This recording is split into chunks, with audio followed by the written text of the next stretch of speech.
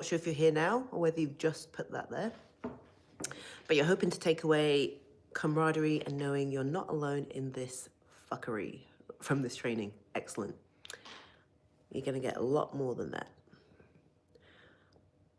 All right, we've got a couple of minutes.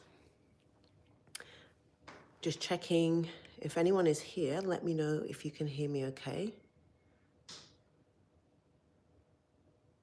Give me a thumbs up in the chat.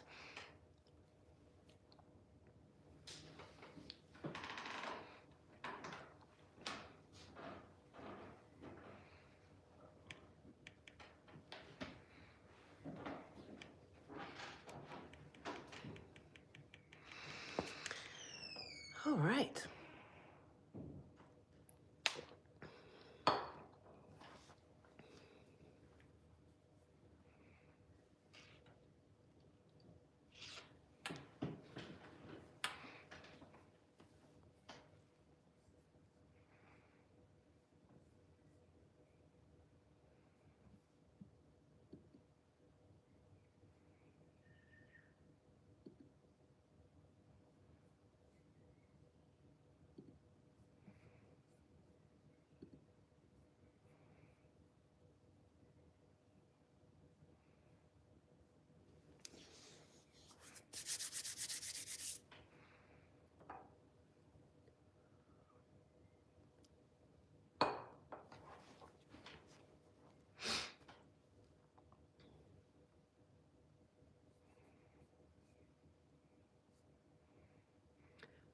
So as you are coming in, let me know if you can hear me okay. And also let me know if you are live. And for those of you watching the replay, just put replay in the chat or comments, just so I know. And in terms of any comments or anything in the chat, I'm going to be reading everything after the live. So I'll be reading and responding to whatever comes up in the chat after this live.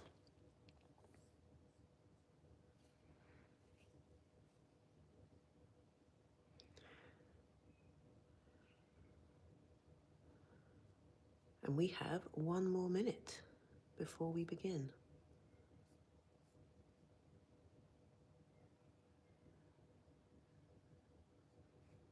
Yeah, hello, you can hear me okay? Give me a thumbs up, let me know. I think you can by your comment.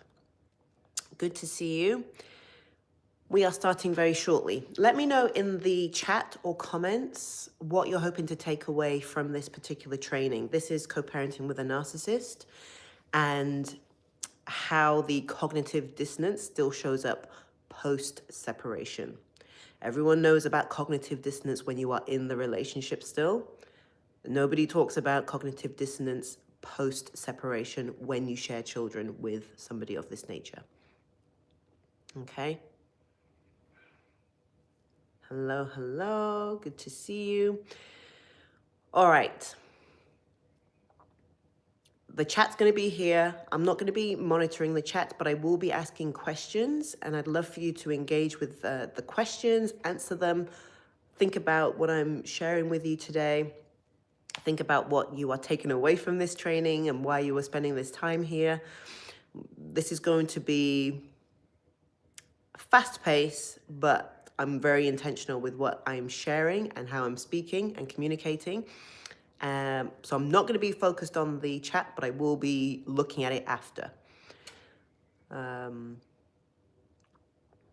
Okay. I'm going to get started. So this is the second episode of this new live series that I'm doing here on YouTube. And this is basically co-parenting with a narcissist, but the cognitive dissonance post-separation. Now, depending where you are in your journey, it probably started with reconciling what you were experiencing, understanding what you were going through in the relationship. Now you're out of it and you're co-parenting. Doesn't matter whether you've been co-parenting for 5 weeks or 5 years or 10 years, doesn't really matter. The cognitive dissonance, you would have experienced that. It's something that you cannot get away with unscathed when you're dealing with somebody of this nature.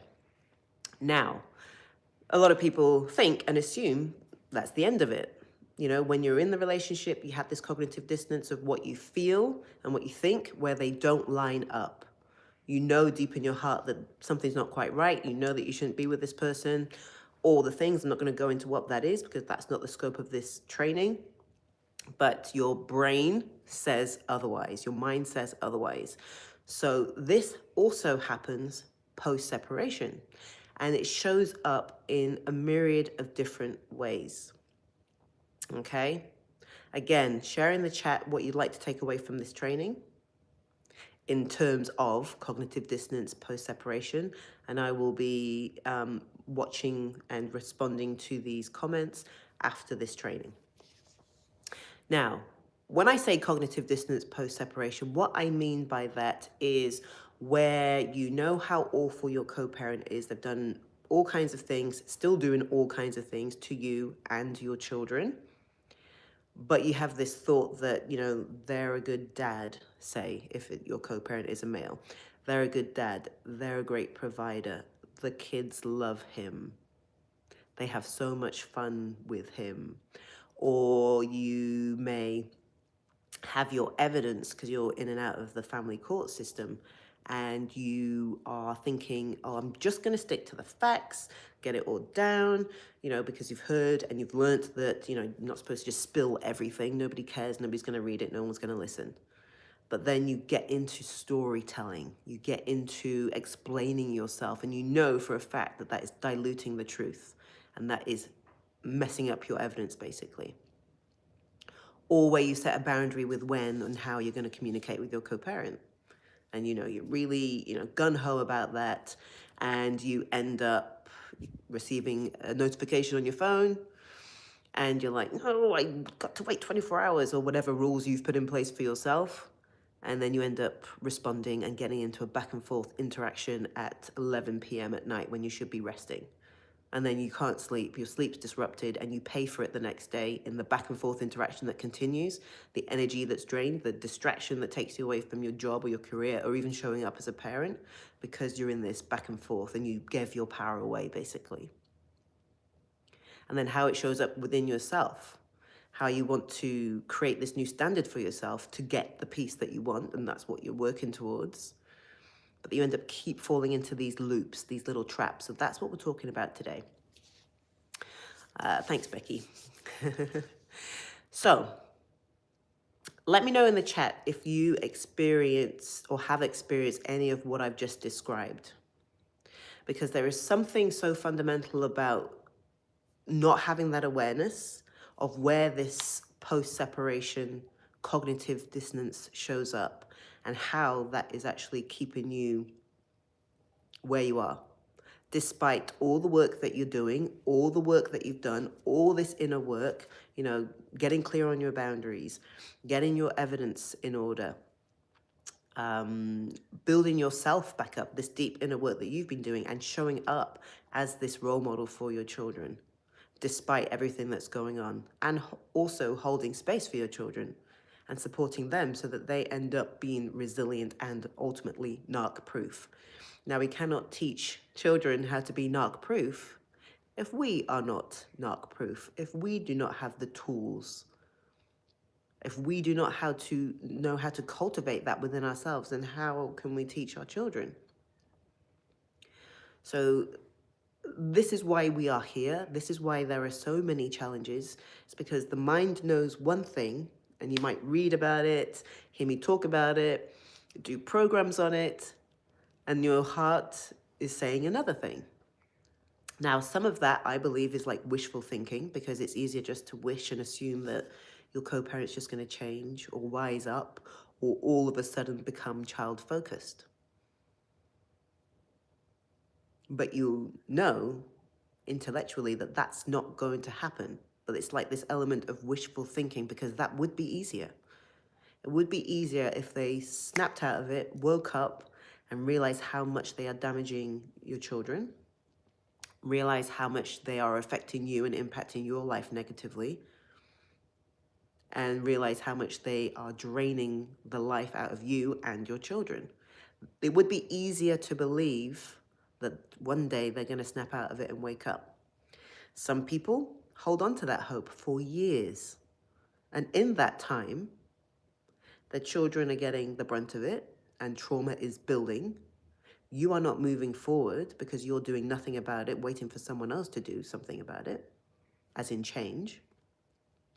You agree to court orders that do not satisfy you or your children, and you find that out after the fact when it's too late, unless you want to go back to court, but you've got to wait a period of time.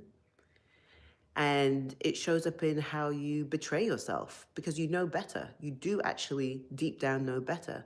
But we get to this place of beating ourselves up because the mind and the body, the heart, just don't line up because of this cognitive dissonance.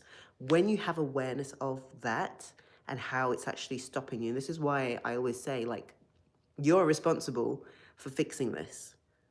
You don't have to, but if you ever want to get a level of peace for yourself and for your children, it's on you.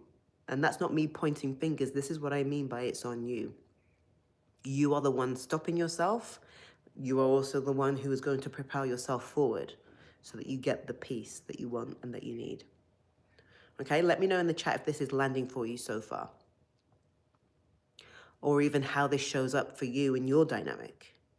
Because I see this time and time and time again.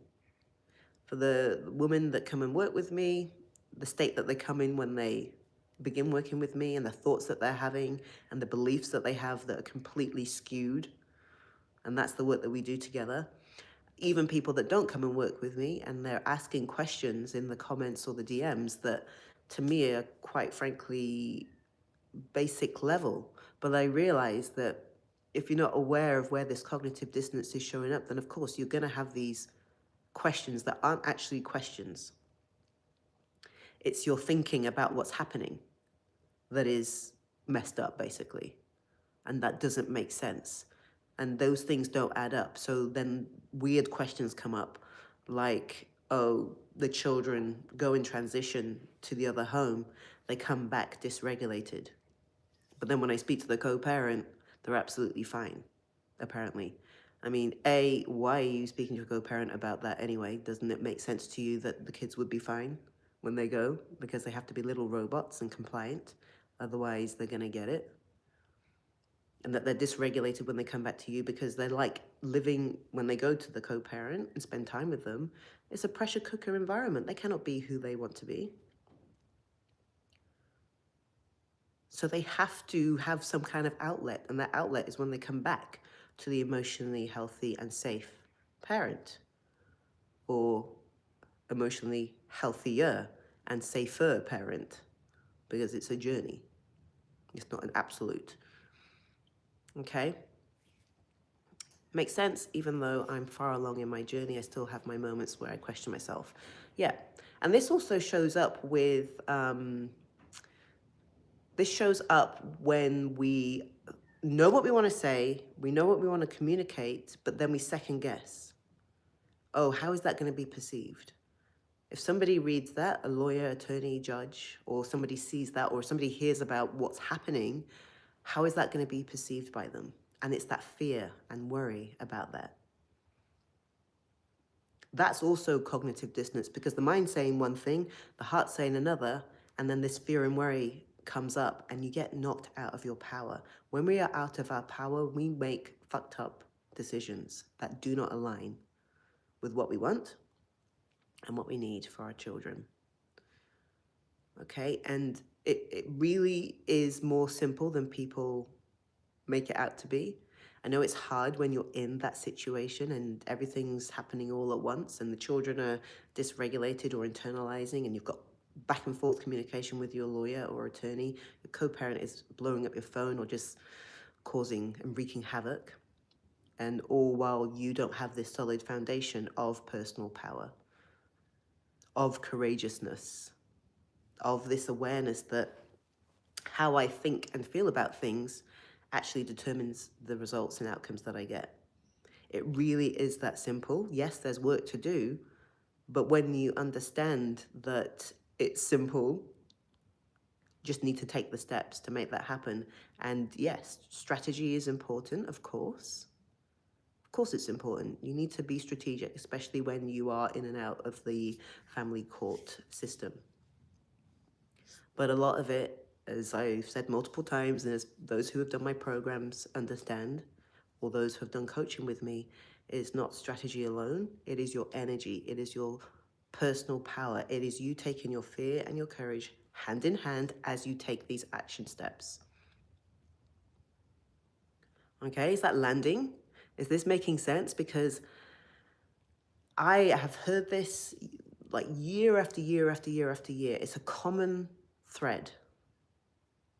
Oh, but he's this, and their kids love him, and he's a great provider, he has so much money, and he can provide this for them that I can't provide. Yet they come home fucked up. Like, that doesn't add up. He cannot be an amazing father. Yes, they love their other parent. Of course, that's a given. That's not even part of the conversation. A child is always going to love their parent, even if their parent is a complete asshole and abusive. The child is still going to love the other parent. But this is where the cognitive dissonance shows up. Or even setting a boundary and then backing down because you feel it's too harsh, or might not be received well, or that you're going to get backlash. Now, how I teach boundaries is that it doesn't matter the backlash. You stay with the boundary with conviction. Because that's the point of the boundary. It's not a suggestion.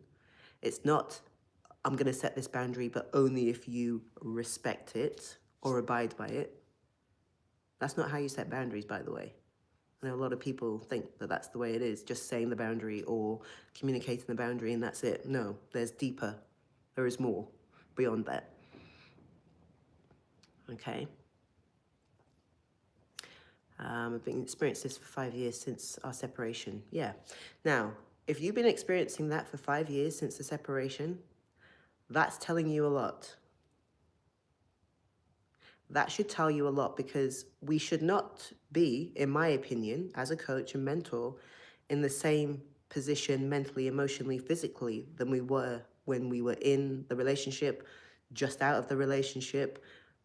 We should always, if we are doing the work, that is, we should always be progressing and expanding and evolving as an individual, as a parent, as a person in the world. Now, if we are continuing in these cycles, that's proof and evidence to me, from my perspective, that more work needs to be done.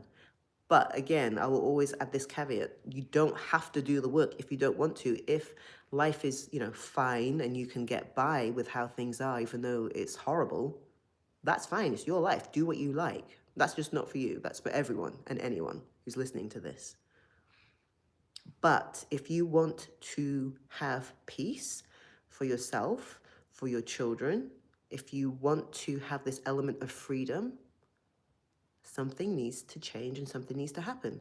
Because the way that you've been thinking about this or going about this is not working to move you forward. Okay? Let me know if this is landing. Yeah, while you're back. Yeah. And it's okay. Like, there are no rules. Like, if life, put it this way, this is how I see things. If everything is okay in your life and you're happy with how things are with the co-parenting dynamic and your kids, you're happy with how your kids are, and you're happy with how you carry yourself, like, and by happy, I mean it's not bad enough. It's not impacting your life enough. It's not impacting your career. It's not impacting your business. It's not impacting your other relationships. It's not impacting the relationship you have with your children. It's not impacting you bringing a healthy love into your life. It's not impacting how you earn money or your earning capacity. If it's not impacting your life, then you don't necessarily have to do the work if you don't want to. Usually people come into my world because it is impacting these things that are important to them. Now, if it's important enough, you will do the work that's necessary. We only do what we choose to do that's going to give us the reward that we want. Usually, if it's not something you want enough, you're not going to go and do what's necessary to go get it. Like, we all know that. I've used this example many times. I would love my abs back, 6-pack abs. That's not going to happen anytime soon. Reading about it, knowing the exercises, knowing how to eat is not going to give me the abs. I've got to have some kind of plan and work towards that so that ultimately in 3 months or 6 months or 1 year, I have my abs back. But just knowing about having my abs back and having that goal is not going to give me that.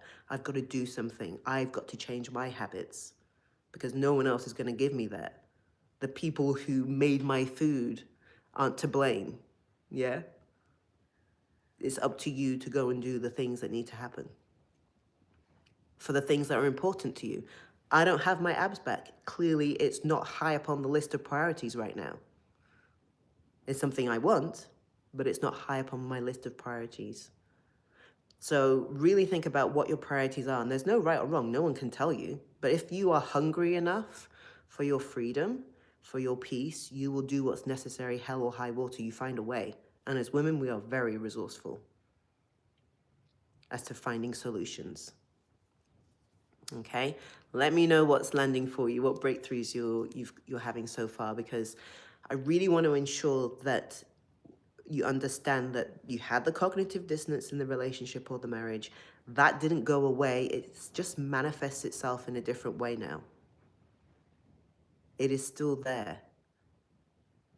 If you find there is resistance to the action that you take, the things that you do, how you speak, how you set boundaries, how you show up as a parent, and things aren't quite going the way that you want them to, there's likely some remnants of that wishful thinking happening. So you can sit and wish and hope and pray and journal about it, or you can take decisive, aligned action and do something about it. I'm more of a doer. I just get shit done that needs to be done. I'm not perfect, but if I say I'm going to do something, and that's a high value for mine, integrity for myself, but I also value that in others, and honesty.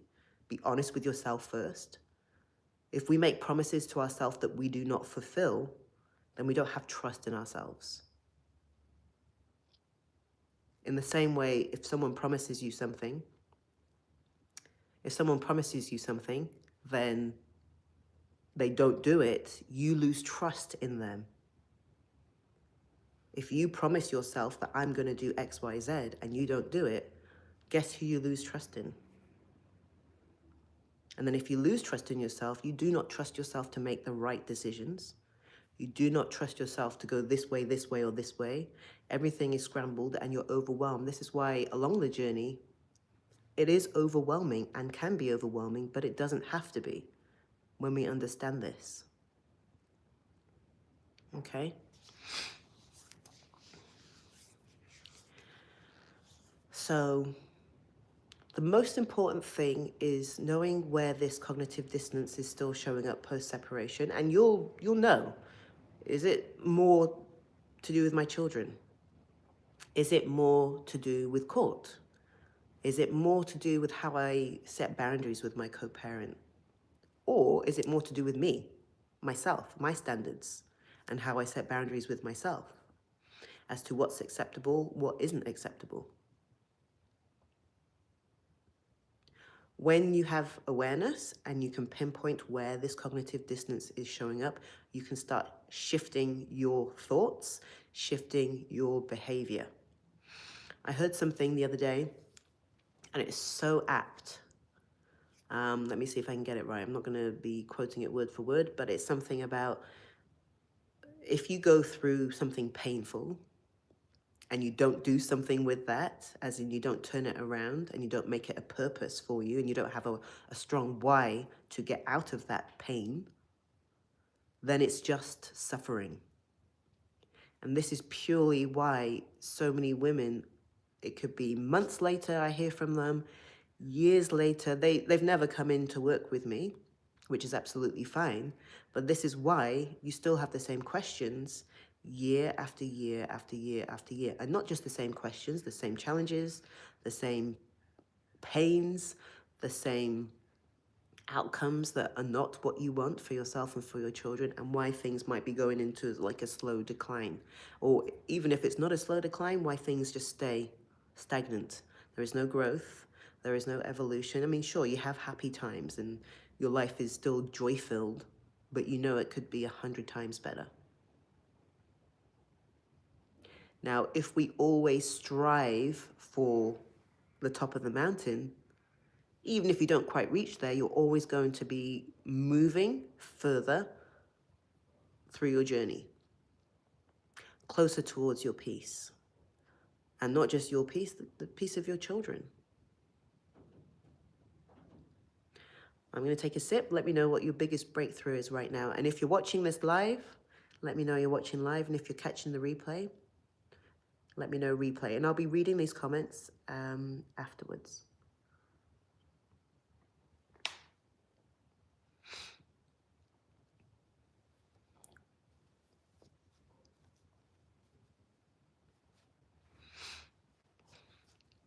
And you know, you have the opportunity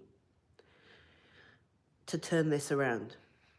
I don't care if you're 5 minutes out of the relationship or marriage. I don't care if you've been divorced for 10 years. If you still share children with somebody of this nature, you have the opportunity to turn this around. There's nothing that pains me more than when I see and hear, and again, never people who come and work with me, people in the comments or people in the DMs, that this happens or this happened and I just thought everything was going to be okay, or the damage was already done, or there's nothing that I can do. So what I mean by that, when I see disempowered comments, disempowered questions, those people are so far away from getting the peace that they want, because they're not even asking the right kind of questions to start with, which is very sad for me to have that awareness and knowledge. But I cannot teach people how to think. I can't teach you how to ask the right questions. But if you have awareness of where you're fucking up yourself in terms of the cognitive dissonance and how that shows up in how you parent, how you are, a partner or wife, how you interact in your other relationships, how you show up as a boss or a colleague. When you have awareness of where you have this and these remnants, you can start shifting those behaviors and shifting the way that you think about these things. And like I said in the previous live, in the first one, you have more power than you realize. Now, if hearing me say that sounds foreign to you, you are so far away from getting your peace. So far away. And this is why the women who get the best results in my world, they listen, they take it on board, they have this self-awareness internally. And when I say listen and take it on board, I don't mean they do what I say word for word. You need to be discerning. Take what makes sense, put aside what doesn't in the moment, because it will make sense the further along in your journey you go. Like, for example, if you have a 3-year-old, how you show up as the unshakable role model for them, how you narc-proof them against manipulation, how you support them through transitions is going to be very different to how you do that with a 10-year-old or a 15-year-old. The principles are there.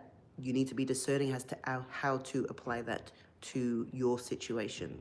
But the women who do best in my world, they take what I teach, they apply it to their lives, their situations, they implement, they lean in for mentorship and coaching, they pivot when they need to, when something stops working or no longer works because either the child got older or the co-parent came out with another tactic or the boundary needs to be reinforced, whatever it may be. They lean in, they get the coaching and support that they need, they pivot and they go and implement. This is all about moving forward, momentum. I'm all about forward momentum. If you are moving forward, you are always moving towards your goal, which is peace, freedom, becoming unshakable as fuck, or whatever your word is. Basically, and ultimately, if I could just tie it up in a bow, making your co-parent irrelevant to your life. And by that, obviously they're still going to be there. I don't mean anything's going to happen to them. They do not impact how you show up as a parent. They do not impact how you show up in your career or business. They do not impact your relationships. And they do not impact you and your personal power, because you take your power back. They cannot have power and control over you when you are in your power. Those two cannot coexist. Okay? Let me know if this is landing for you. I know I keep asking this, but I really want to make sure that this is coming through loud and clear.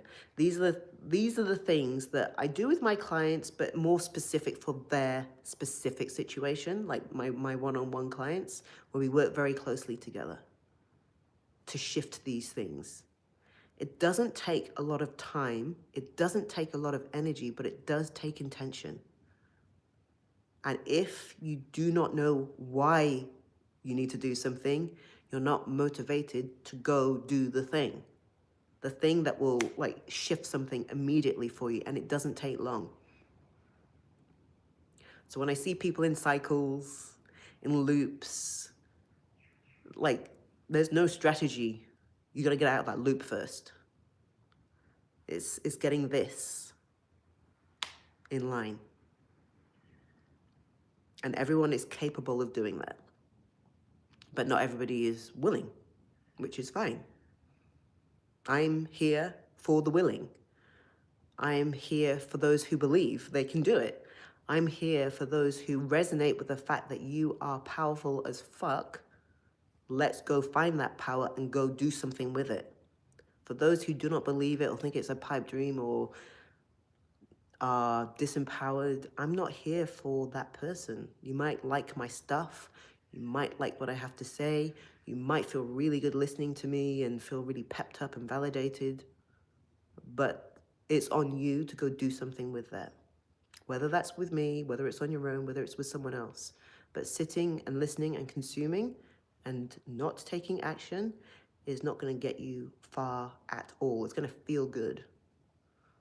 But it's just like a dopamine hit. It's just like consuming junk food. Nice in the moment, doesn't really change anything. Make sense?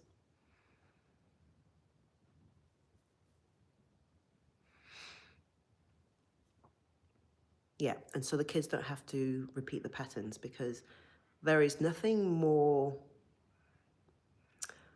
motivating than thinking to yourself, I do not want my children to have the experiences that I have had. I do not want my children to have the experiences that I am currently having right now. I need to do this for them, for myself, but for them, so they can see me in my power, know what it looks like, recognize it, and follow in my footsteps, so that if they ever come across any of these situations, they know it's possible to navigate and that they are not alone, and that if you can do it, they can do it. And you will be their biggest role model. Yes, their other parent is also an influence on them. You need to decide for yourself, which one do I want to be more influential? Do I want them to be influenced by me? Or do I want them to be influenced by that person? Then it's really easy what you need to do from there. It's so easy, because it's a no-brainer as far as I'm concerned. So you do the work. You do the work. Now, I love supporting women through this, especially when I see that it's just so simple, so easy, and I have that bird's eye view. And it's giving you that perspective as well. Okay? We cannot normalize abusive behavior. And when I say normalize, I don't mean that you advocate for it and that you think it's okay. But doing nothing is also normalizing it and just thinking that's just how it is, because They're this, that, and the other. Like another comment that I had, that is it normal for the kids to whatever it is? No, it isn't normal, but it is normal in this kind of dynamic when you have a narcissistic, abusive, non-child focused, high conflict co-parent in the picture. That is normal. It is not right, and you need to fix it. And it's not on your co-parent to fix it, because they're not going to. They are who they are. Another part of cognitive dissonance. Women that I come across, struggle to accept that their co-parent is who they are. And this is another thing that keeps them stuck for years. The non-acceptance that they are who they are. They're going to do what they're going to do. They're going to say what they're going to say. They're going to treat your children how they're going to treat them. They're going to treat you how they're going to treat you. Accept it. Accepting it is not the same thing as agreeing. But you need to accept. When you can accept, that's cleared. Then you take action. Then you go do what's necessary with that knowledge. When I see people resisting the truth that is right in front of them, they stay stuck spinning their wheels. And if they only just did that little bit of work to step back and get that perspective and that self-awareness and the awareness of how this is affecting every area of their life, they would get the outcomes that they want. But that's probably the biggest piece, not accepting who your co-parent is. Okay? They are not going to develop a conscience. And also, I can't say, I don't know who the co-parents are, but why would you ever wait? If you have the power to do what you can do within your control, why would you wait? They may get a conscience, they may not get a conscience. I'm not waiting around for that to happen. Time's ticking. Children are growing. Trauma is building the more we wait and do nothing. So accept. Accept that what you've seen and what you've experienced is who they are. They can be who they want to be. That's on them.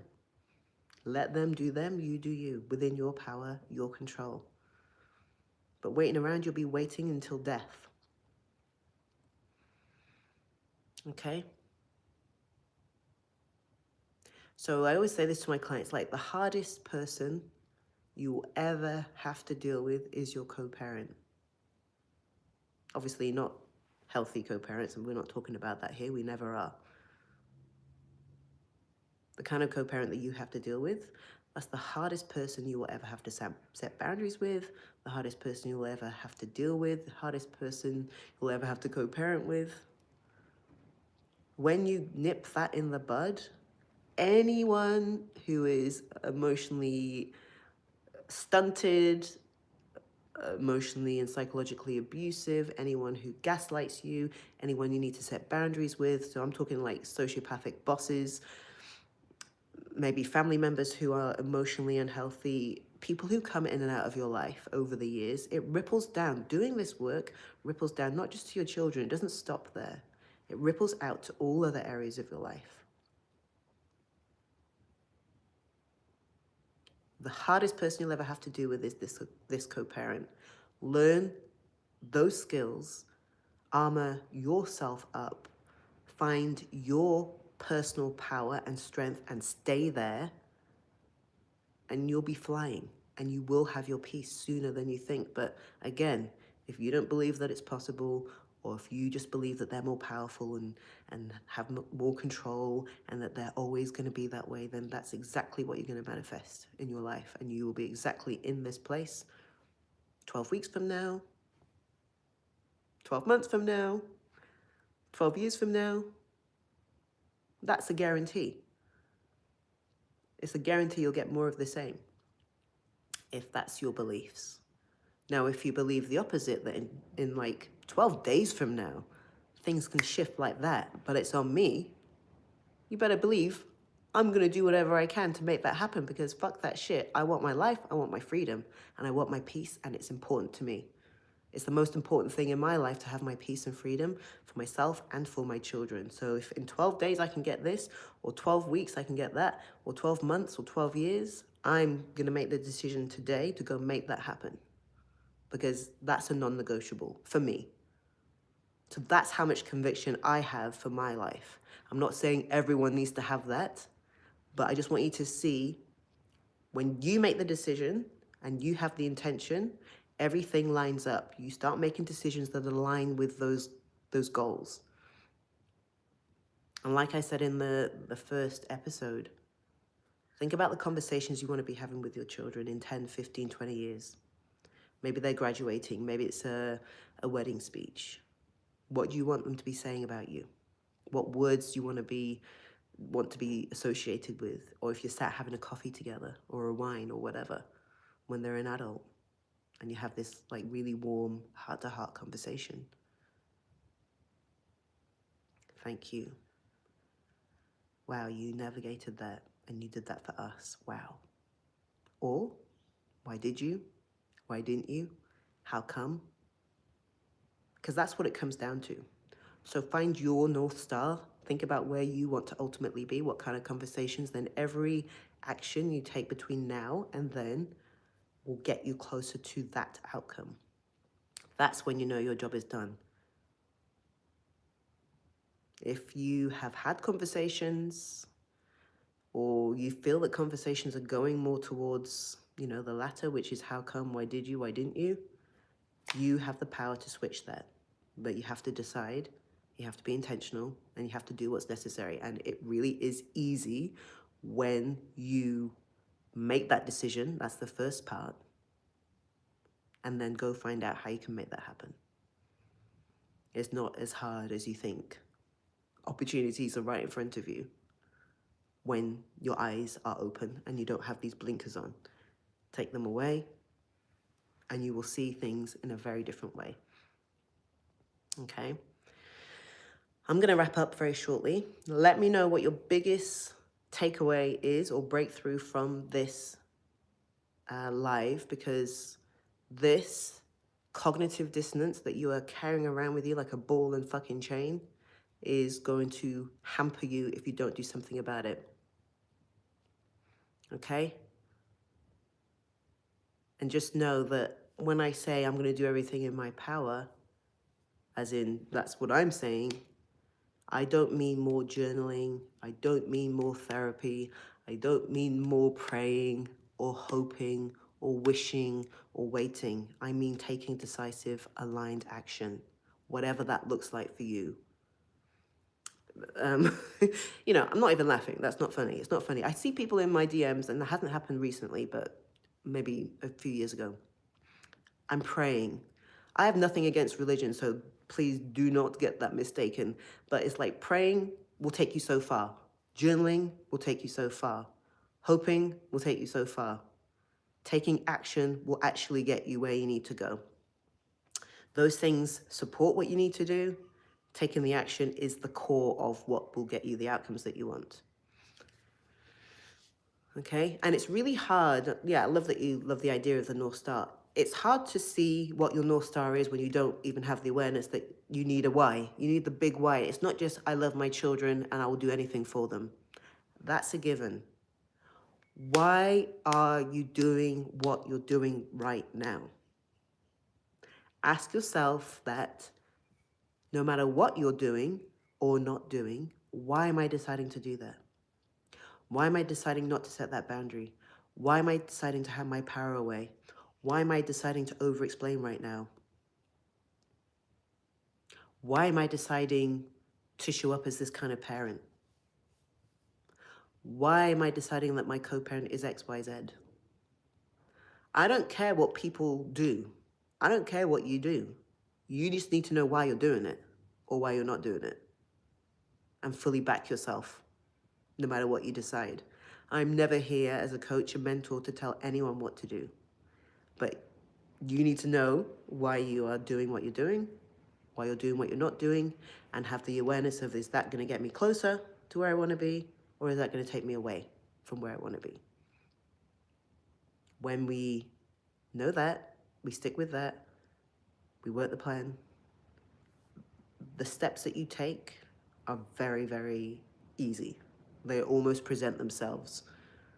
But it all lies on you making that decision. Okay? With that, I'm going to be wrapping up this live.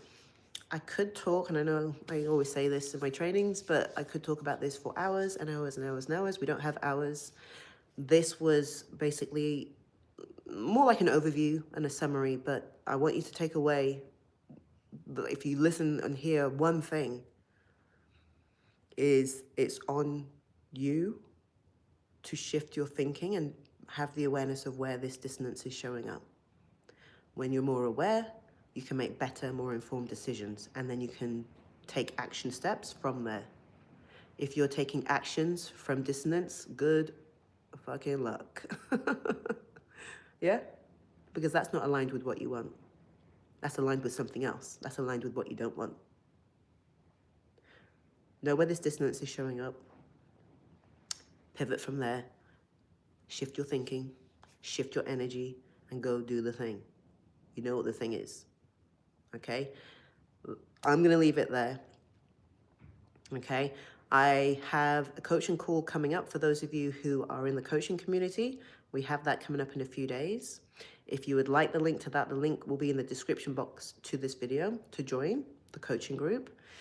That is for people who have been in my world. Maybe you have programs, masterclasses, and you just have a few small questions.